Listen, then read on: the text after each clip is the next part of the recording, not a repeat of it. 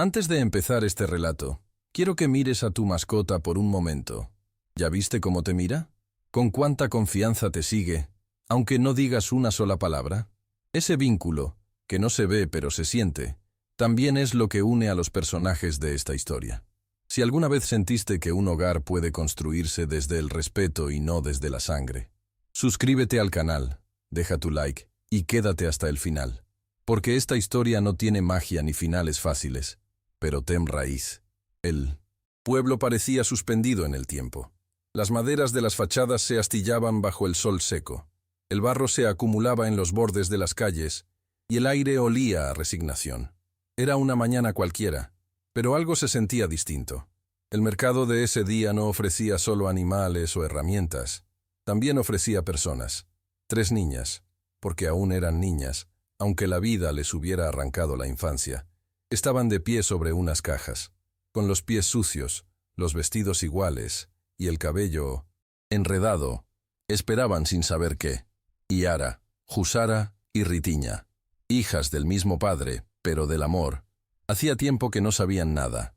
El hombre que las acompañaba, su propio padre, no mostraba vergüenza ni rabia, solo cansancio. Tenía los ojos secos, como si ya no quedara una sola lágrima por llorar. Y en el cuello de cada hija colgaba un cartel. $0,5. Solo uno. $0,5. Como si fueran piezas defectuosas de una mercancía vieja. Nadie hablaba. Un murmullo seco recorría la multitud. Algunos miraban con lástima, otros con deseo, y algunos, los más tristes, con indiferencia. Hasta que apareció él, Zeca. Montaba un burro gris y traía el sombrero bien inclinado, cubriéndole los ojos. Tenía la piel curtida por el sol y una tristeza que no se disimulaba. Bajó del animal sin prisa.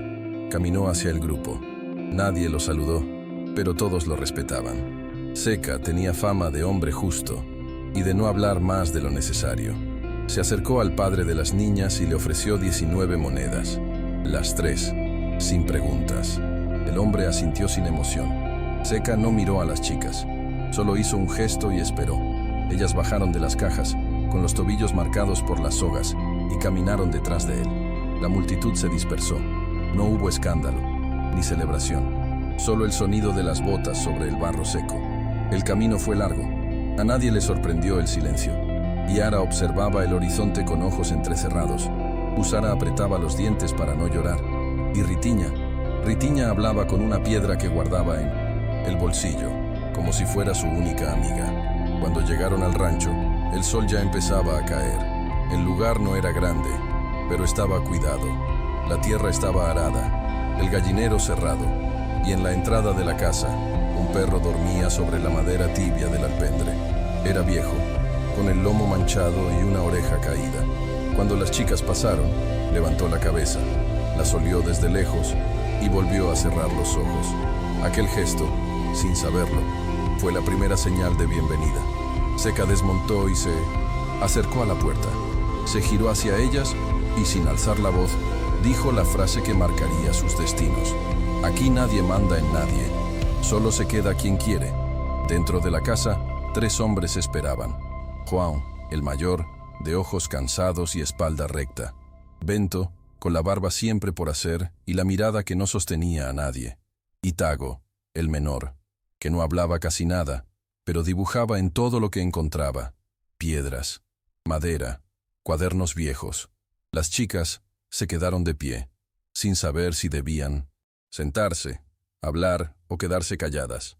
Zeca fue a la cocina y sirvió 3 platos de arroz con carne seca. Los colocó sobre la mesa y se sentó al lado del perro, sin decir nada más. Las hermanas se miraron entre ellas. Jusara fue la primera en acercarse. Luego, Iara. Ritiña dudó, pero al final se sentó también. Comieron en silencio, sin levantar la vista. No por miedo, por costumbre. Esa noche, cada una durmió en una cama diferente. Sábanas limpias, techos sin goteras, una ventana abierta al campo. No hubo cadenas, ni gritos, ni puertas cerradas por fuera. Solo silencio, y el murmullo del viento que traía una promesa que ninguna de ellas entendía todavía. Los primeros días en el rancho fueron de observación. Las hermanas, habituadas a la dureza, Se movían como quien teme equivocarse. Los gestos eran medidos, los pasos silenciosos, las miradas esquivas. El instinto de sobrevivencia todavía gobernaba sus cuerpos. Yara despertaba antes del sol. Tenía el hábito de vigilar el cielo, como si necesitara confirmar que el día no traería castigo. Se refugiaba en tareas simples: recoger huevos, barrer el patio, calentar el agua. No por obligación, sino por necesidad de sentirse útil en un mundo que aún le parecía ajeno. Usara prefería el silencio profundo. Pasaba horas sentada junto al galpón, observando cómo João trabajaba la tierra, sin atreverse a intervenir. Lo hacía en parte por respeto, en parte por miedo. No miedo a él, sino al pasado que aún latía en sus costillas. Tenía la certeza de que cualquier ruido podría traer de vuelta las voces que un día la hicieron invisible. Ritiña, en cambio, se permitió explorar. Fue la primera en hablarle al perro viejo, en acercarse al pozo, en tocar las hojas de la mangueira que sombreaba el patio trasero. No necesitaba palabras. Su curiosidad era un lenguaje propio. Aquel árbol, con sus ramas torcidas y raíces expuestas, le parecía una señal. Algo vivo, marcado, pero en pie. Los hijos de Seca se mantenían en sus tareas, sin invadir. João salía al amanecer y regresaba al atardecer, con las manos callosas y los ojos bajos. Bento, más hermético, parecía cargar un peso que no se nombraba. Tago, el más joven, a menudo se refugiaba en la sombra del galpón, dibujando figuras en pedazos de madera. No buscaba compañía, pero no evitaba las presencias. Su forma de acercarse era dejar un dibujo sobre la mesa, sin nombre, sin espera. Con el pasar de los días, el miedo inicial se fue transformando en atención. Las hermanas comenzaron a entender el ritmo de la tierra. Aprendieron a amasar el pan, a lavar la ropa con ceniza, a distinguir los sonidos del campo. También aprendieron a identificar las emociones en los silencios. Cuando João llegaba más lento, cuando Bento dejaba el sombrero colgado en otra pared, cuando Tago usaba más color. Había una norma que guiaba todo. Nadie imponía, nadie exigía. Seca observaba desde la distancia, con el mismo respeto con el que se cuida un animal herido. Nunca levantaba la voz, nunca apuraba. Solo ofrecía espacio. Y ese gesto, aunque invisible, se volvió el primer cimiento de algo nuevo. Las comidas se volvieron menos tensas. Al principio, las hermanas no sabían cómo sentarse, cómo tocar el pan sin pedir. Sus manos temblaban al tomar la cuchara, pero poco a poco descubrieron que allí no se castigaba el hambre. Comenzaron a comer sin mirar al suelo, a saborear sin culpa. Redescubrieron el gusto de los alimentos preparados sin prisa. La rutina no era fácil. El campo no perdonaba el cansancio. Pero había algo distinto. El trabajo no dolía como antes. No había amenaza en cada esquina, ni obligación disfrazada de deber. Por primera vez, las hermanas sentían que no eran carga ni mercancía. Eran presencia, eran vida. Y aunque no lo supieran aún, en esa vida silenciosa y áspera, estaban echando raíces. A medida que las semanas pasaban, una transformación callada envolvía la casa. No era visible para quien llegara de afuera, pero se sentía en los gestos pequeños.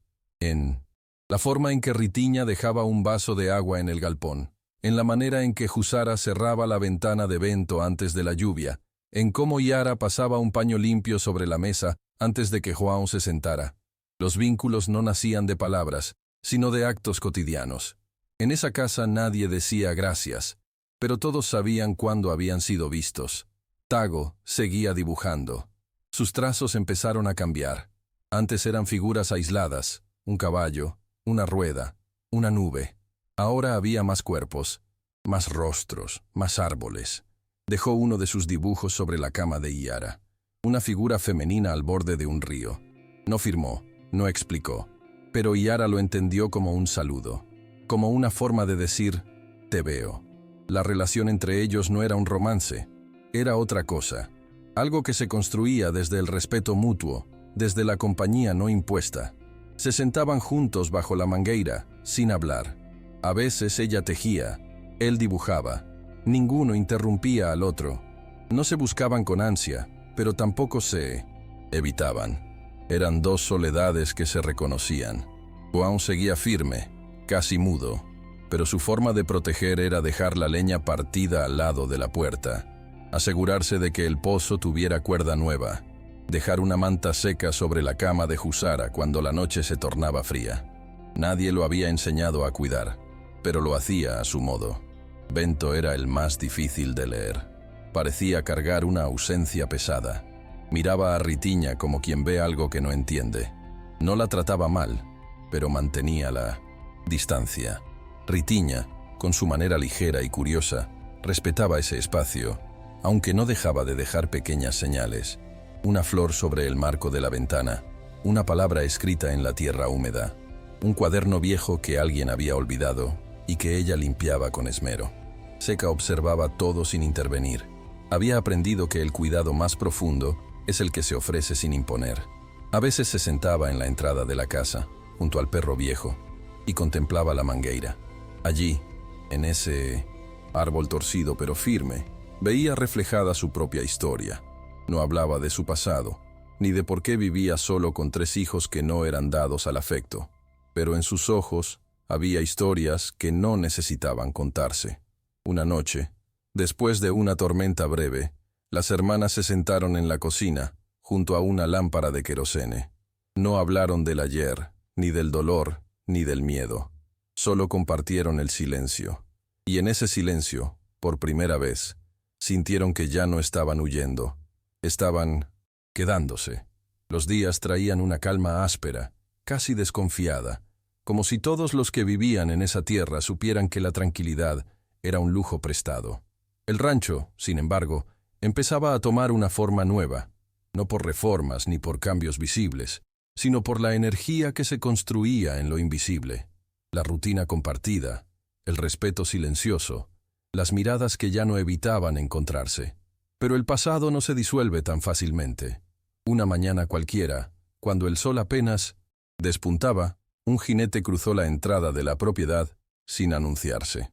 Llevaba la ropa empolvada, el sombrero bajo y una expresión que no ofrecía duda. Traía consigo amenaza. No se detuvo en la puerta ni pidió permiso. Se bajó del caballo con la autoridad de quien se cree dueño de lo que nunca le perteneció. Ritinha lo vio primero. Su cuerpo se tensó como si hubiera recibido un golpe. Luego lo reconocieron Yara y Jusara. No hubo gritos, ni escenas. Solo un silencio espeso, más cortante que cualquier cuchillo. Aquel hombre era el padre, el mismo que las había ofrecido como objetos, el mismo que ahora volvía para reclamar algo que consideraba suyo. Seca no salió al encuentro. Fue João quien dio la cara. Lo miró con la firmeza de quien no se deja intimidar, pero sin necesidad de violencia. El visitante exigió respuestas. Quería saber qué se había hecho con sus hijas. No preguntó por su bienestar, ni por su voluntad. Hablaba como quien exige el retorno de una propiedad extraviada. Bento, en la distancia, ya había tomado posición junto al portón, no con armas, sino con el cuerpo preparado. Tago, desde el interior, tomaba un cuaderno, como si necesitara dibujar la escena para poder comprenderla. Las hermanas no huyeron, tampoco se acercaron.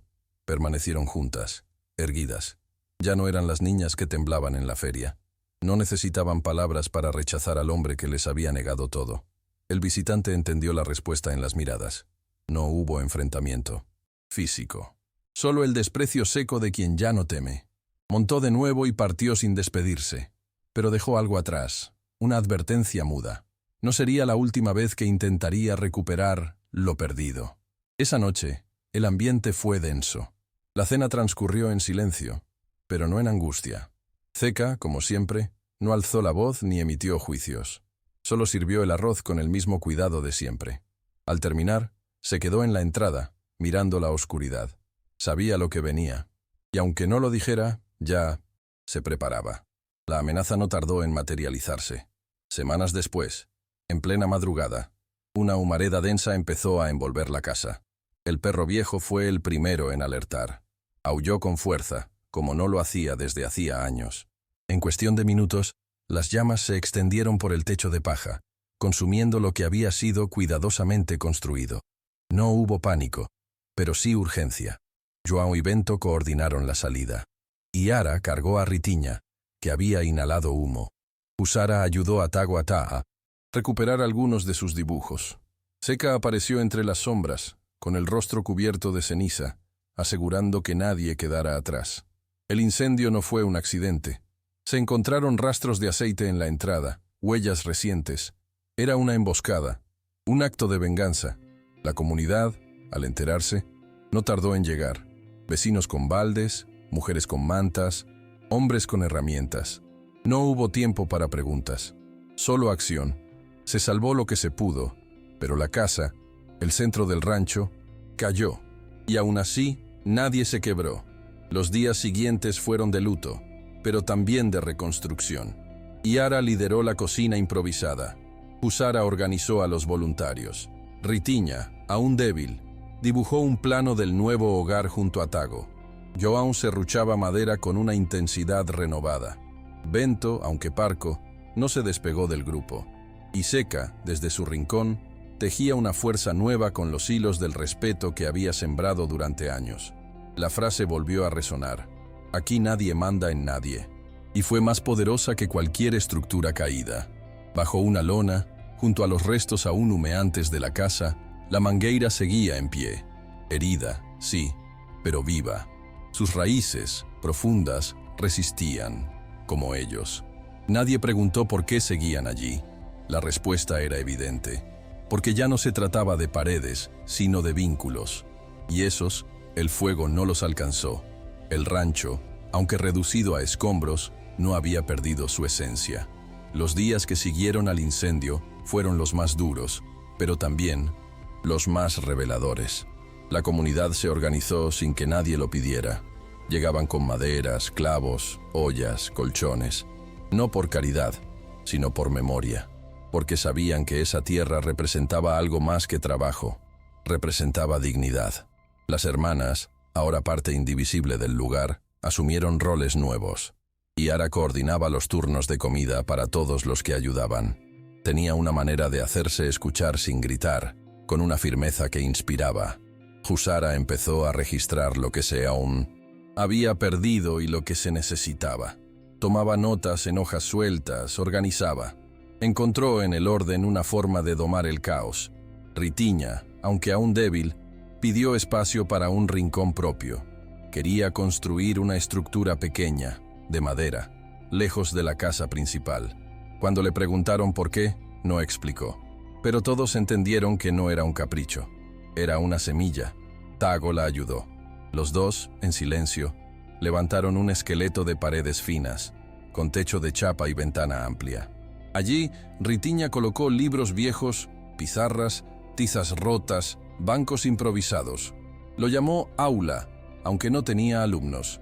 Para ella era un símbolo, un espacio donde la palabra, antes temida, ahora podía florecer. João y Bento trabajaban sin descanso. No hablaban del pasado ni del futuro, solo hacían, pero el modo en que se movían, cuidando que las chicas tuvieran sombra, agua, descanso, decía más que cualquier promesa.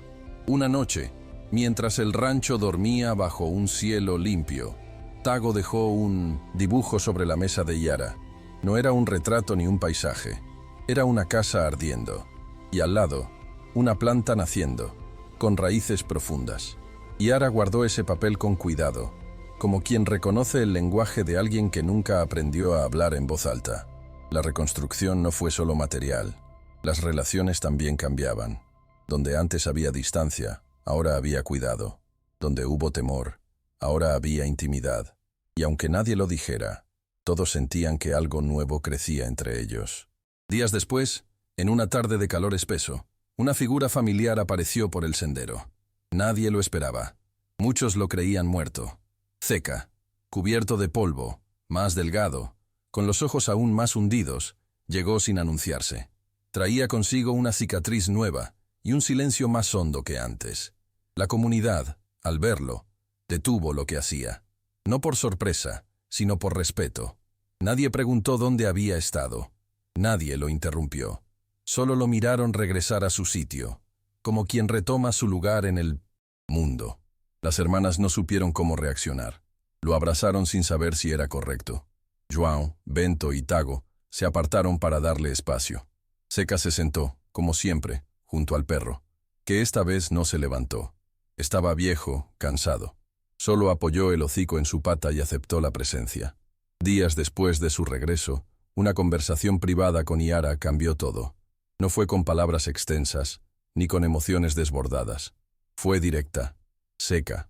Seca confesó una sospecha que llevaba tiempo arrastrando.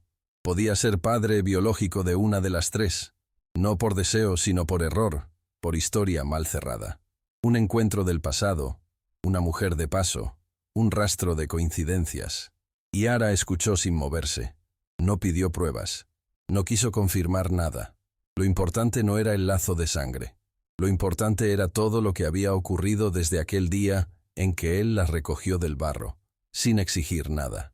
La noticia, cuando se compartió entre las hermanas, no causó quiebre. Ritinha lloró en 1960. Silencio. Usara cerró los ojos por largo rato. Pero al final, las tres comprendieron algo esencial. El amor que habían recibido de Seca no dependía del ADN. Había sido un padre para todas. En el gesto, en la espera, en la protección. Tago, al enterarse, se alejó por unos días. Yara no lo persiguió. Entendía el conflicto. Si Seca era su padre, ¿qué significaba entonces lo que sentía por ella? ¿Era amor?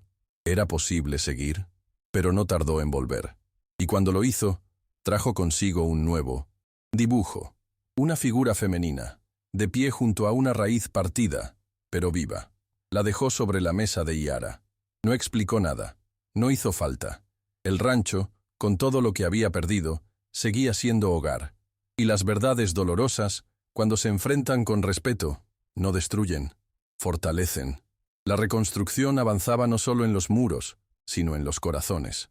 Los días seguían duros, el sol sin tregua, pero había una nueva energía en el aire. Lo que antes era esfuerzo por supervivencia, ahora era entrega por pertenencia. Nadie necesitaba decirlo. Ese lugar ya no era refugio temporal, era destino. Ritinha, con su aula ya firme, empezó a recibir niños de las casas vecinas. No tenía formación, ni manuales, pero tenía una vocación que desbordaba. Enseñaba desde la experiencia, desde el juego, desde la escucha. Algunos llegaban temerosos, otros desatentos. Pero bastaba un gesto suyo, una risa leve, para que se sintieran parte. Usara se convirtió en el corazón organizador del rancho. Manejaba provisiones, arreglaba calendarios, anotaba deudas y favores. Su libreta se volvió ley silenciosa. Todos confiaban en ella, porque nunca prometía más de lo que podía cumplir. Su fuerza no venía del grito, sino de la constancia. Yara seguía cerca del campo. Era la que más hablaba con João, aunque las palabras fueran pocas. Su conexión era de tierra y sudor. Entendían el clima con solo mirar el cielo. Sabían cuándo callar, cuándo apoyar. El vínculo entre ellos creció lento, firme, sin nombres, sin etiquetas. Solo estaba ahí, y bastaba. Tago se mantenía a medio camino entre la soledad y el mundo. Sus dibujos eran ahora más luminosos, menos de dolor, más de futuro. En uno de ellos, retrató a todos bajo la mangueira. No era una imagen perfecta. Algunos rostros estaban incompletos, otros desproporcionados, pero la sensación era real. Todos juntos, bajo sombra compartida. Una madrugada, Yara sintió algo diferente. Una náusea leve, un cansancio profundo. Al principio lo ignoró, pero el cuerpo insistía. Una semana después, lo confirmó. Estaba embarazada. No dijo nada de inmediato. No por miedo, sino por respeto. Quería entender qué sentía antes de nombrarlo. Cuando finalmente lo compartió con Tago, él solo asintió. Luego se apartó, y esa noche no durmió en su cama. No era rechazo, era vértigo. Pero al día siguiente, cuando ella bajó las escaleras, encontró sobre la mesa un dibujo. Un árbol joven, naciendo junto a la mangueira vieja. En la raíz, un brote con forma de espiral. Ella sonrió. No dijo nada. Lo guardó. Pasaron los meses. El rancho floreció. La casa nueva no era igual a la anterior, pero tenía más luz, más aire, más espacio para todos. Las paredes estaban llenas de marcas. Manos de niños, rayas de crecimiento, clavos sin uso. No eran imperfecciones, eran memoria. El perro ya no se movía mucho. Dormía la mayor parte del día. Y una mañana, simplemente, no despertó. Seca lo enterró bajo la mangueira, con sus propias manos. No pidió ayuda. Solo cavó, colocó una manta y cubrió con tierra. Nadie interrumpió. Todos sabían que ese acto era su forma de decir adiós a una parte de sí mismo. El día del nacimiento fue sin aviso. Iara rompió fuente mientras limpiaba el alpendre. Jusara corrió por agua. Ritiña organizó a los niños para que se mantuvieran lejos. João sostuvo su mano. Bento se quedó junto a la puerta, tenso, esperando sin saber qué hacer. Tago no soltó el cuaderno, pero no dibujó. El llanto del bebé rompió el silencio con una fuerza que desarmó a todos. Era una niña, pequeña, morena, con el ceño fruncido y las manos cerradas. La colocaron en los brazos de Iara, y ella la sostuvo como quien recibe un futuro que no pidió, pero que eligió abrazar. Seca la miró desde lejos. No se acercó. No preguntó su nombre. Pero al día siguiente, dejó junto a la cuna una cuchara tallada en madera. No tenía inscripción, solo la forma suave de algo hecho con esmero. Iara la entendió como lo que era, una bendición sin ruido. Ritiña decidió dar un nombre a Moses. Su aula, Raíz. Colgó un cartel de cartón pintado con letras torcidas. Nadie lo cuestionó. Ya era parte del paisaje. João y Jusara construyeron una pequeña biblioteca. Bento instaló una cerca para proteger el espacio de los animales. Todo lo que se hacía allí tenía sentido. Una tarde, bajo la mangueira, Seca llamó a todos. No alzó la voz, solo esperó a que se acercaran. Y cuando todos estuvieron reunidos, les entregó un documento. El rancho, la tierra, la casa, todo pasaba a ser de ellos, de los hijos, de las hijas. Días después partió. No dijo a dónde iba, solo dejó su sombrero colgado en la puerta, como señal de que, aunque el cuerpo partiera, él seguiría ahí. El rancho quedó lleno, no de cosas, sino de historias, de gente, de futuro. Años después, Ritiña escribiría una frase en la pizarra, justo el día en que un nuevo niño se sentó por primera vez en su clase. La casa que quemaron se volvió raíz. Y todos los que la escucharon entendieron, porque habían estado allí, porque la habían vivido.